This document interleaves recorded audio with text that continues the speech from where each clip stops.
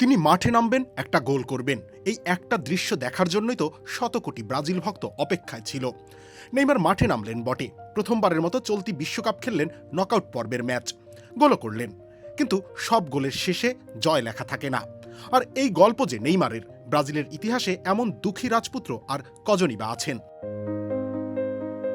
গেল বিশ্বকাপ শেষেই তার বিদায় ঘণ্টা লেখা হয়ে গিয়েছিল। ইনজুরি জর্জর নেইমার পিএসজি থেকে আল হিলাল, সেখান থেকে ফিরেছিলেন শৈশবের ক্লাব সান্তোসে। শত আঘাত, শত যন্ত্রণা, হাজারো নির্ঘুম রাত পাড়ি দিয়ে আবারও স্বপ্ন দেখেছিলেন আরেকটা বিশ্বকাপ খেলার। কোনো ক্রমে ঠাঁই হলো বিশ্বকাপ দলে।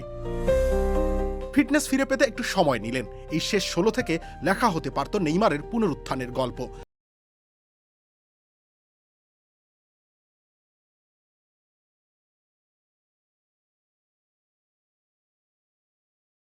লেখা হতে পারত কোনো এক রাজকীয় উপাখ্যান।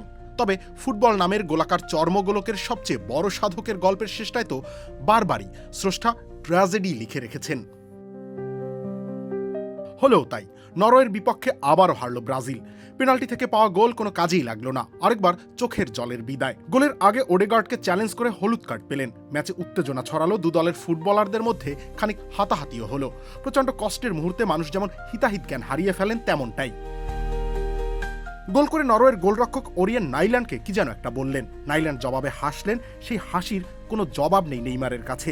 তার অনেক আগেই ব্রাজিলকে জবাব শূন্য করে দিয়েছেন আর্লিং হালান্ড নামের এক দানব।